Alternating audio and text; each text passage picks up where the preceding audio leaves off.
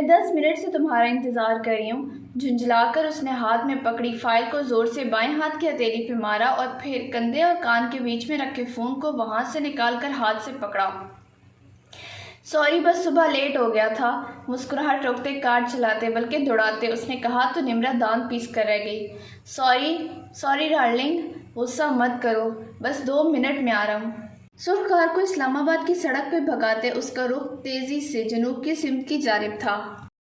تم کبھی بھی وقت کی پابندی نہیں کرتے، مجھے سمجھ نہیں آتی تم رات بھر جاگ کے کون سے خزانے تلاش کرنے کی منصوبے بناتے رہتے ہو جس کی وجہ سے تم ہر روز لیٹ ہو جاتے ہو۔ نازک اندام لڑکی کا مزاج اس وقت کوئلے کی مانند گرم تھا۔ عبداللہ نے ہونٹوں سے پھوٹتی مسکراہٹ کو بمشکل روکا تھا۔ تمہارا اور اپنا مستقبل محفوظ کرنے کی کوشش کرتا ہوں، اور کیا کروں گا؟ اور اب غصہ نہیں کرو، بس میرا انتظار کرو، میں آ رہا ہوں۔ جلدی آؤ، آج میری اہم کلاس ہے، تم جانتے، اور میں نے تمہیں کل رات کو ہی کہہ دیا تھا، پر تم کبھی میری بات کو اہمیت ہی نہیں دیتے۔ ضبط سے کہتے لڑکی نے آخر رابطہ ختم کر دیا اور سڑک کے کنارے کھڑے ہو کر اپنے شوہر کا انتظار کرنے لگی۔ وہ اس وقت سیاہ جینس پہ خاکی گھٹنوں تک آتی شرٹ پہنے گولڈن ڈائی کیے بالوں کو کھول کر نیچے سے مصنوعی کرل دیے اچھی لگ رہی تھی۔ اس کی خاندانی ناک پہ غصہ اس وقت سوار تھا جس کا گراف وقت کے ساتھ ساتھ بڑھ رہا تھا۔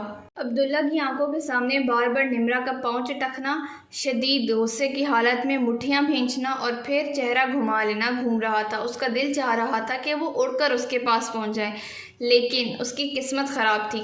جب وہ اڑ کر پہنچنے کے منصوبے بنا رہا تھا، بالکل عین اسی لمحے اس کی کار کی گیس ختم ہو گئی۔ اس نے قدرے حیرت سے چلتے چلتے ایک دم سے دھیمی ہو کر رکتی کار کو دیکھا اور پھر سامنے لگے میٹر پہ 0 تک جاتی سوئی کو دیکھ کر وہ ماتھا پیٹ کر رہ گیا۔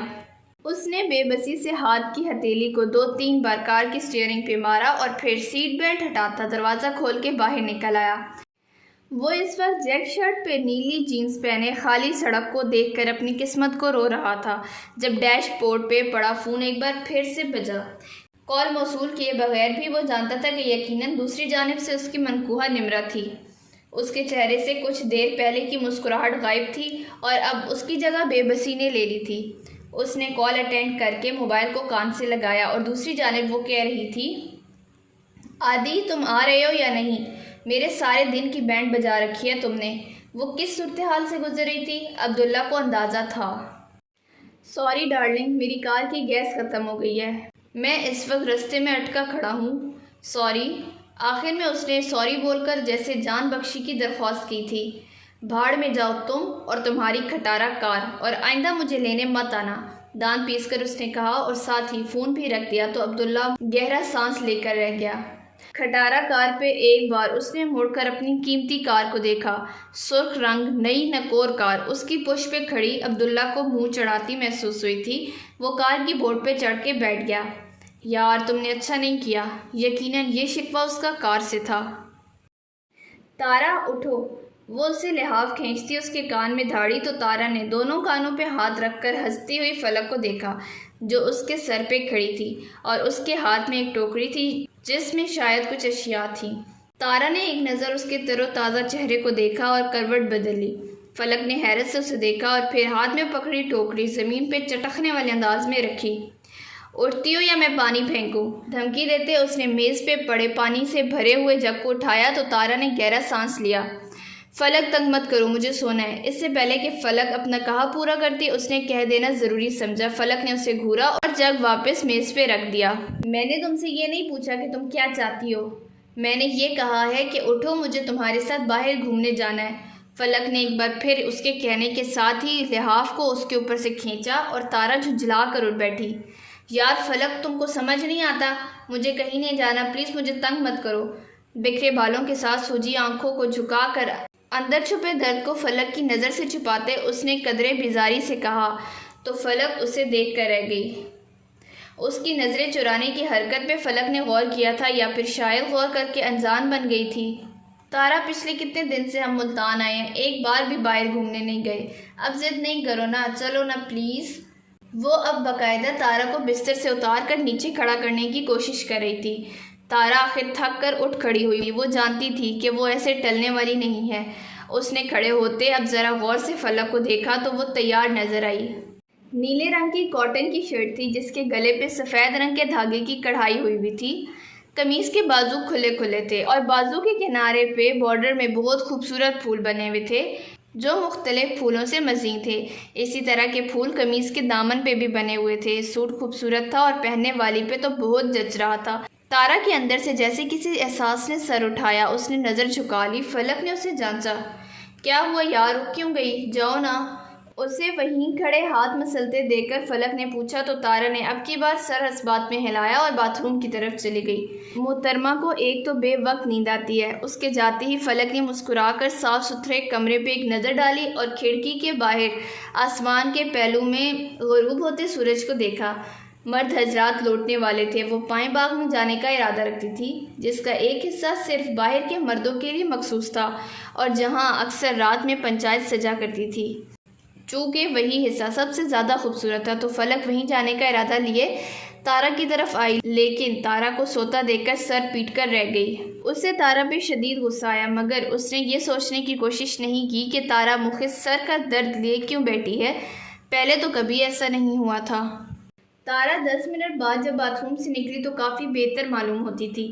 اس نے ایک مسکراتی نظر فلک کو دیکھا اور پھر بال برش کرنے لگی۔ وہ ابھی سستی سے بالوں میں برش پھیر ہی رہی تھی جب پیچھے سے فلک آ کے کھڑی ہوئی اور اس کے ہاتھوں سے برش لے لیا اور پھرتی سے مگر نرمی سے اس کے بالوں پہ برش پھیرنے لگی۔ تارا نے پیچھے کھڑی ہوتی فلک کو دیکھا تو دیکھنے کا انداز ایسا تھا کہ فلک کے چہرے سے مسکراہٹ ایک لمحے کو غائب ہو گئی تھی۔ فلک نے آئی برو اٹھا کر اسے پوچھا، ایسے کیا دیکھ رہی ہو؟ کچھ نہیں، تارا نے نظر پھیر لی۔ کچھ تو ہے، بتاؤ مجھے۔ نہیں کچھ نہیں، بس ویسے ہی۔ فلک کا بار بار مسکرانا تارا کو تکلیف دے رہا تھا۔ اسے یوں محسوس ہو رہا تھا جیسے فلک اس کی بے مقصد اور بے معنی محبت پہ ہنس رہی ہو۔ پاگل، کیا محبت بھی کبھی معنی اور مقصد کے لیے کی جاتی ہے؟ اپنی ہی سوچ پہ تارا نے سر چٹکا۔ فلک سب دیکھ رہی تھی۔ تارا، کیا سوچ رہی ہو؟ مجھے بھی بتاؤ نا۔ اس کے کندھے پہ تھوڑی ٹکاتے شیشے میں اپنا اور اپنی دوست کا عکس دیکھتے اس نے تارا سے پوچھا تو تارا مخص اسے دیکھ کر رہ گئی۔ بس یہی سوچ رہی تھی کہ تم حنان سے منگنی کر کے کافی خوش نظر آ رہی ہو، جبکہ اس روز تو تم نے کچھ اور ہی کہا تھا۔ دل میں آئی بات کہنے کا یہ صحیح وقت تھا۔ فلک اس کی بات پہ مسکرا دی۔ اس نے اس کے کندھے سے تھوڑی ہٹا دی اور بالوں کو پونی میں باندھنے لگی۔ فلک کے چہرے پہ مسکراہٹ تھی اور تارا کی بےتاب نظر جیسے اس کی مسکراہٹ میں کچھ تلاش کرنے کو بے چین تھی۔ ہاں، جب آپ کو معلوم ہو کہ کوئی آپ کو بہت شدت سے اور دل کی گہرائیوں سے چاہتا ہے تب ایسے ہی ہوتا ہے۔ بات بے بعد آپ مسکراتے ہو، ہر چھوٹی بات پہ آپ کہکے لگاتے ہو۔ اس کی جھکی پلکیں تارا کو جو کہانی سنا رہی اس نے تارا کا دل کاٹ ڈالا تھا۔ اس کے اندر جیسے کچھ تھا جو بہت خاموشی سے چھن کر ٹوٹا تھا۔ تارا نے فلک کے شیشے میں نظر آتے دل فریب عکس سے نظر چرا لی اور اس کے سامنے سے ہٹ گئی۔ وہ اس وقت پیلے اور سبز رنگ کے کاٹن کی شلوار قمیض میں اچھی لگ رہی تھی۔ اس نے کندھے پہ دوپٹے کو درست کرتے ایک نظر فلک کو دیکھا اور جب بولی تو لہجہ کسی بھی احساس سے آری تھا۔ آؤ چلیں، میں تیار ہوں۔ دلاور؟ جی سر۔ ہاتھ باندھے کھڑا دلاور فوراً اس کی پکار میں اس کی جانب متوجہ ہوا۔ شیروز اکرم کا نمبر ملاؤ۔ شیروز اکرم بزنس میں اس کا حریف تھا، لیکن چونکہ فائل میں شیروز اکرم کا بھی نام موجود تھا تو وہ اسے آگاہ کر کے کوئی فیصلہ کرنے کی خواہش رکھتا تھا۔ وہ ان شخصیات میں سے نہیں تھا جو تنہا ساری تکلیف سہ لیتے۔ جرم کی سزا تو تب ملتی ہے جب جرم ثابت ہو، لیکن تکلیف تو وہیں سے شروع ہو جاتی ہے جہاں پکڑے جانے کا خوف اندر سے کہیں کنڈلی مار لے، اور ان کے اندر کہیں دور وہ خوف تھا جو کہہ رہا تھا کہ جلدی کوئی طوفان آنے والا ہے جو ان کی ہستی کو مٹا ڈالے گا۔ وہ اسی طوفان سے بچنے کے لیے کچھ داؤ پیچ کھیلنے کے منصوبے بنا رہے تھے اور ان منصوبوں میں وہ کسی حد تک تنہا عمل نہیں کر سکتے تھے۔ انہیں کسی کی مدد کی ضرورت تھی اور اس وقت جس شخص کا سب سے پہلے ان کے ذہن میں خیال آیا وہ کسی اور کا نہیں، ان کے سب سے بڑے حریف کا تھا۔ انہیں کبھی امید تھی کہ شیروز اکرم کے ساتھ مل کر وہ ضرور کوئی نہ کوئی حل نکالیں گے۔ دلاور نے پھرتی سے ایک نمبر ملا کر فون کان سے لگایا اور دوسری جانب چند منٹ تک کال کو مسٹر شیروز تک منتقل کرنے کا انتظار کرنے لگا۔ ایش گرے سوٹ میں ملبوس، بالوں کو جل سے سیٹ کیے، آنکھوں پہ نظر کا چشمہ لگائے مسٹر شیروز اس وقت اپنے سامنے بیٹھی خاتون کی کسی بات پہ ہنس رہے تھے جب سیکرٹری دروازے پہ دستک دے کر اجازت ملنے پہ اندر داخل ہوئی۔ سر، وہ مسٹر شہروز کے کان کے قریب دھیمی آواز میں انہیں مسٹر ضیاء کی فون کال سے آگاہ کر رہی تھی، جو کہ یقیناً غیر متوقع تھی۔ شہروز، تم نے تو کہا تھا کہ تم 2 گھنٹے ہر قسم کے کام سے آف رہو گے، اور اب؟ سیاہ گھٹنوں تک آتی میکسی میں ملبوس اپنی عمر سے کم نظر آتی خاتون نے ذرا ناراض ہو کر کہا تو مسٹر شہروز مخص مسکرا دیے اور فون کان سے لگایا۔ جی ضیاء صاحب۔ انہوں نے جان بوجھ کر ضیاء صاحب کا نام لیا، جس کے نتیجے میں سامنے بیٹھی عورت کے چہرے کے تاثرات ایک دم سے بدلے تھے۔ اس نے ہونٹ بھینچ لیے۔ مسٹر شہروز، جو عورت کے چہرے پہ نظر رکھے ہوئے تھے، جیسے ایک دم سے پرسکون ہو گئے۔ وہ آج بھی ان سے اتنی ہی چڑتی تھی، اتنی ہی نفرت کرتی تھی۔ یہ بات ان کے لیے قابل اطمینان تھی۔ انہوں نے اس خوبصورت چہرے والی عورت پہ ایک پیار بھری نظر ڈالی اور پھر نظر گھما کر عورت کی بائیں جانب کی کھڑکی سے باہر نظر آتے آسمان کو دیکھنے لگے۔ ان کی انگلیاں مکینکی انداز میں میز پہ تھڑک رہی تھیں اور جسم کے سارے اعضاء اس لمحے کان بنے ہوئے تھے۔ ان کے منہ سے ایک لفظ نہ نکلا، البتہ آنکھیں تھیں جو سب کہہ رہی تھیں، جو دکھا رہی تھیں کہ کوئی طوفان تھا جو اٹھ رہا تھا۔ تنہائی میں فریاد تو کر سکتا ہوں، ویرانے کو آباد تو کر سکتا ہوں، جب چاہے تمہیں مل نہیں سکتا، لیکن جب چاہے تمہیں یاد تو کر سکتا ہوں۔ وہ بول غزل کے تھے یا پھر تارا کے دل کی آواز، وہ فیصلہ نہیں کر پا رہی تھی۔ استاد نصرت فتح علی خان کی آواز میں کہے گئے الفاظ اسے اپنی ذات کے گرد گھومتے معلوم ہو رہے تھے۔ تارا نے فون میں چلتی غزل کی آواز کو بڑھا دیا اور کان میں ہینڈ فری لگا کر باغیچے میں چہل قدمی کرنے لگی۔ موسم آج خاصا سخت تھا، مگر وہ کمرے میں اے سی کی ٹھنڈک میں بیٹھنے کی بجائے باہر نکل آئی تھی۔ دل تھا کہ بے چین سا تھا، دن گزر ہی نہیں رہے تھے۔ اس کا دل چاہ رہا تھا کہ وہ واپس ہاسٹل لوٹ جائے۔ تارا کو شک سا تھا کہ شاید اگر وہ واپس ہاسٹل چلی جاتی ہے تو اس کے دل کی حالت میں بہتری آ جائے۔ جو اس وقت اس کے دل کی حالت تھی وہ نا امید ہو چکی تھی۔